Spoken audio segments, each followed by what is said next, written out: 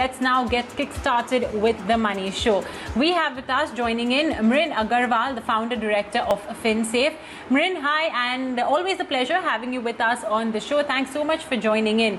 So Mrin, to start off with, this headline that has come in, I'm sure you've as well seen it, about how more than 3 crore Indian salaried individuals have accessed their Provident Fund, the Employee Provident Fund, which basically is the amount that their employer has cut from their salary and put it away into a retirement corpus, which in turn is regulated by the government.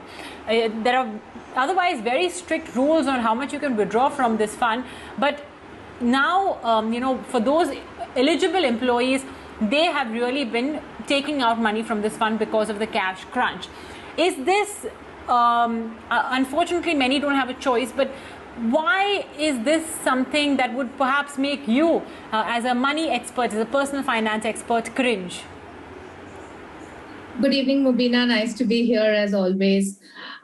Yes, it's quite sad to see this level of withdrawals from the Employee Provident Fund because remember, the Employee Provident Fund is a long-term financial security for retirement. And the bigger point being that if you are withdrawing from EPF, you're losing out on the biggest benefit that the product provides, which is the long-term compounding benefit. Also, there are other options available. And that's the whole point, that while it's become easy to remove money from the EPF, but there are so many other options that are there to withdraw money or to access funds. And in fact, the EPF should be something that should be the last choice.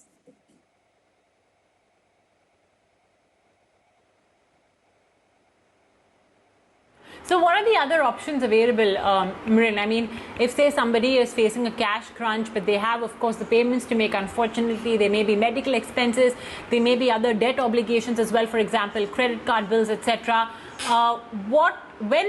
If the income stream dries up or is cut down substantially, what are the assets that, commonly an Indian household does have, which, the individual should consider tapping onto first?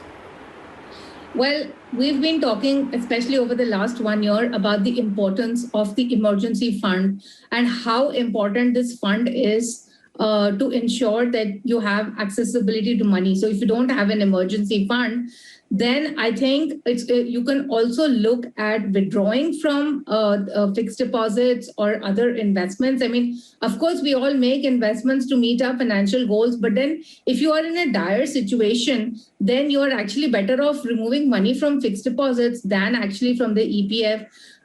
If the amount that you need is for the short term and you have the ability to pay it back, of course, the credit card is also there. These days, the credit card limits are also pretty high. And finally, if all of this is not there, you can still look at taking a loan.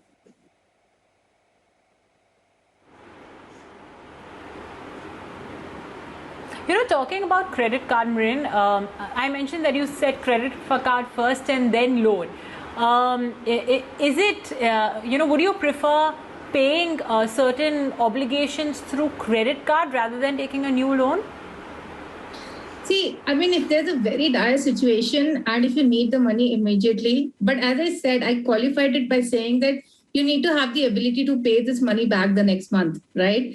Because otherwise it's going to be a very, very expensive thing to really pay with. So I think under those circumstances, you can use the credit card. But if the money is required for a longer term period of time and or for example, you have a situation, but you know that I cannot pay this money back in the next 1 month, then the credit card is not an option. Then you will have to look at taking a loan.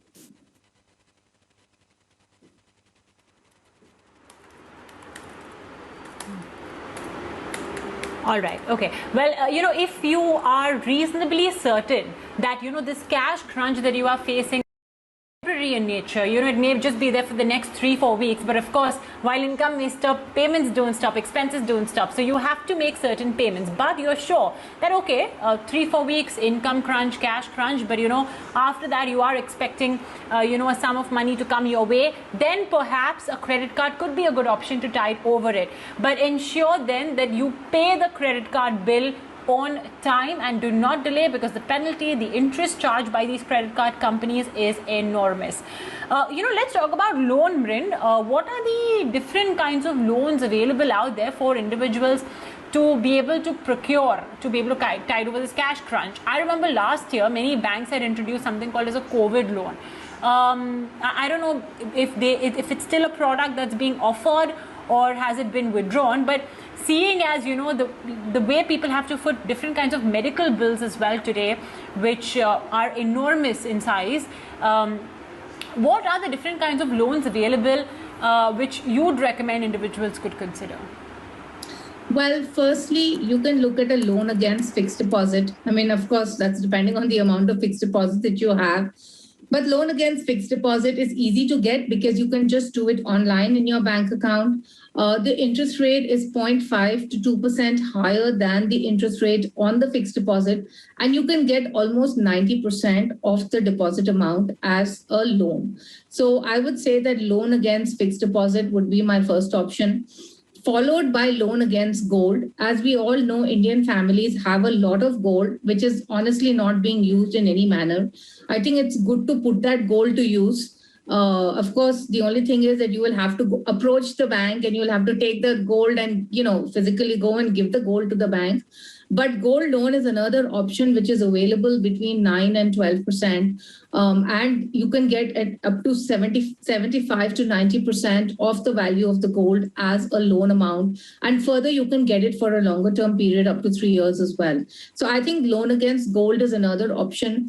Then you have the more expensive options, which is the COVID loan or the personal loan or Insta loans, which are easily available irrespective of what your credit score is. But of course, these loans are very expensive. A personal loan would be anywhere between 12% to 25%. Insta loans are, again, anywhere around 22%. And then, of course, you have the credit card loan, which is the worst possible form of loan that you can take, because that's around 35-36% interest per annum. So I would say use your assets to use and take a loan against that, because it's going to turn out to be cheaper for you.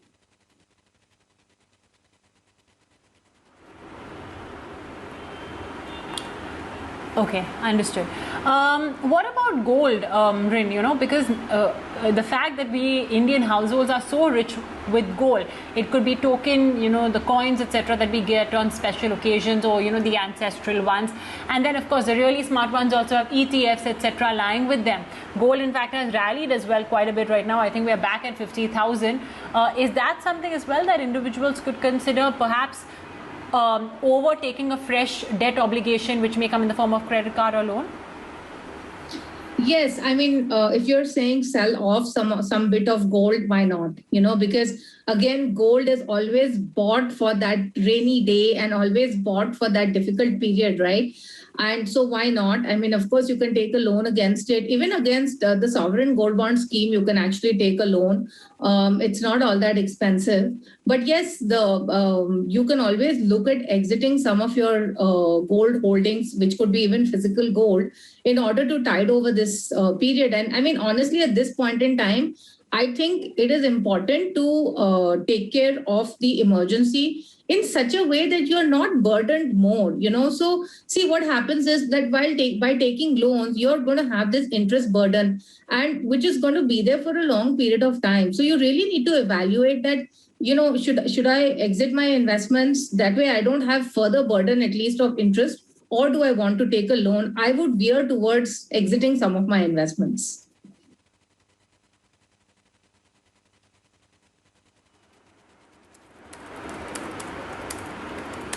Okay.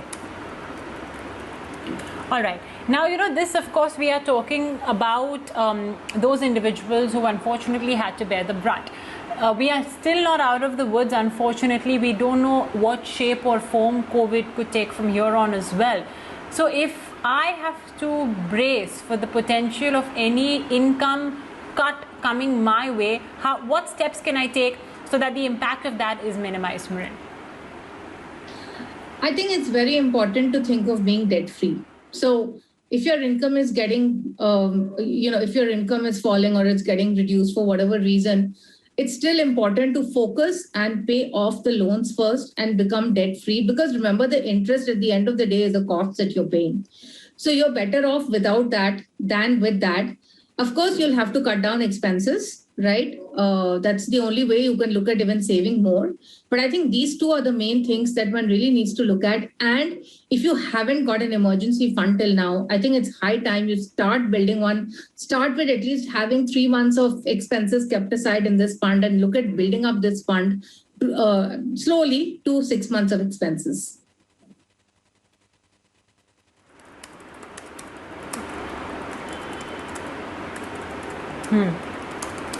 Okay, so yeah, it's always a good idea to prepare for such a situation, because you don't want to be caught in the thick of it all and having nothing to fall back on. So for those lucky ones out there who have not seen much disruption to their income so far, it's better that you take steps right now, so that, God forbid, even if, let's say, things take, a nasty turn, you are ready with a plan B or a contingency plan.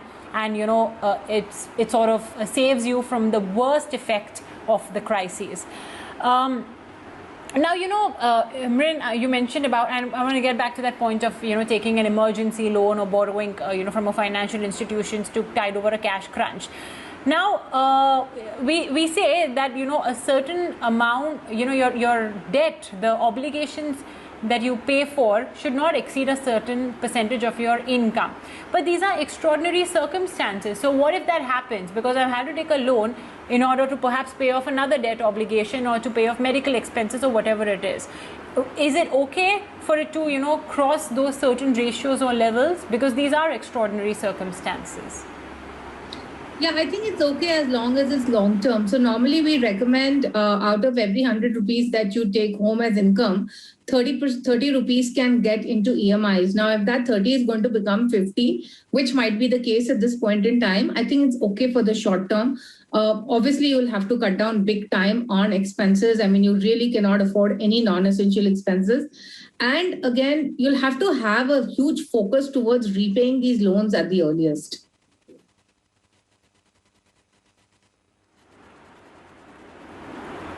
Okay. All right. Well, I think this should largely cover it, and all that individuals should do when it comes to the financial crunch. It may not be the best idea to start tapping into your retirement kitty, because it's something that does disrupt your plans quite a bit. But yeah, Mririn has given you some steps that you can take right now while your income as well is intact. That could save you from the worst effect of a crisis as and when it develops. Okay, well, time to take on board some questions and queries from our viewers. Our first question is coming in from Anisha and Aman Chopra. There's a couple living in Delhi, and they say that they've been investing in SIPs for the last 6 months as per his advisor's suggestions. They have a 10 to 15 year time horizon. He and his wife have EPF and PPF worth 30 lakhs, and both have FDs also of 30 lakh rupees. So I assume it's 30 lakhs in total for both of them. So that's 60 lakhs split in EPF, PPF and FDs. Now he has quite a few funds as well: Axis Multi-Cap, Invesco Small, SBI Focus, DSP Equity, Mirae Focus, Tata Large and Mid-Cap, Edelweiss Technology and Mirae Healthcare. So 2 thematic funds as well squeezed in over there.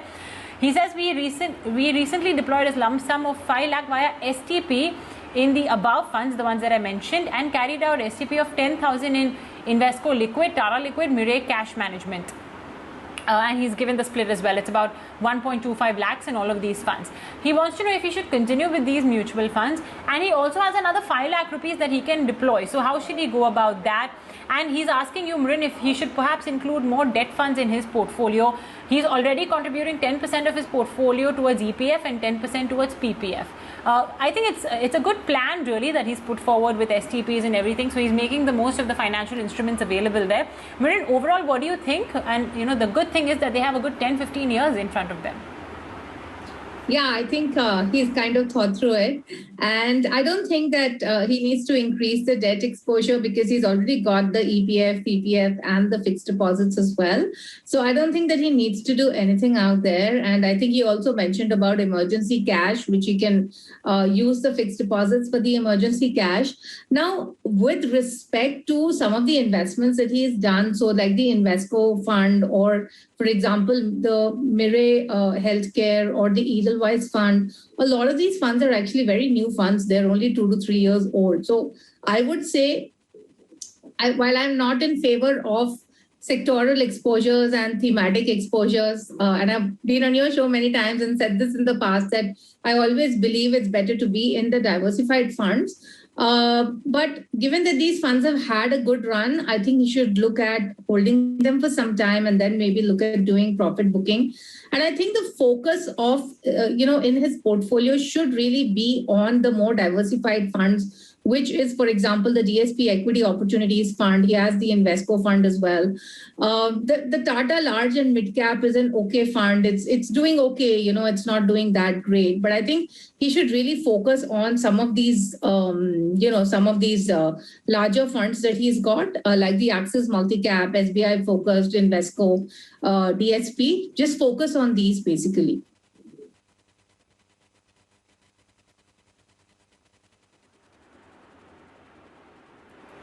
Okay. I just wanted a quick take from you on these two thematic funds that he's introduced. They're very hot sectors for sure, healthcare and technology. But is it a good idea to keep funds like these in your portfolio, for the benefit of the general audience as well? I'd like to ask you this. See, as such, I don't recommend thematic funds or sector funds because I always believe that whatever is going to be the good bets out there is in any case going to be part of the larger diversified funds. Now, when one looks at this US technology fund that he's got, that's a very, again, concentrated exposure into a particular segment, which is US technology stocks, which of course are doing great at this point in time. So, I mean, yes, you can have small exposure to it. Don't have too large an exposure to it because it's something that's doing well right now, but it's not necessary that it's going to continue to do well forever, right? So keep a watch on it and look at doing regular profit booking. That's the other bit in these funds, that you can invest in these funds provided your other basics are taken care of, which means whatever you're investing for, your other goals are taken care of, and these are surplus investments that you have. You can look at these funds, but then the point is that you'll have to keep a watch on these funds and look at doing exits when you have had good amount of profits. Keep doing profit booking.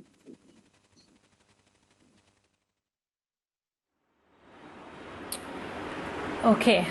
All right. Well, I think with that, we're out of time, Rin. Thanks so much for joining us on The Money Show to discuss this very important topic and, of course, answering our viewer questions and queries as well. It was always lovely to talk to you.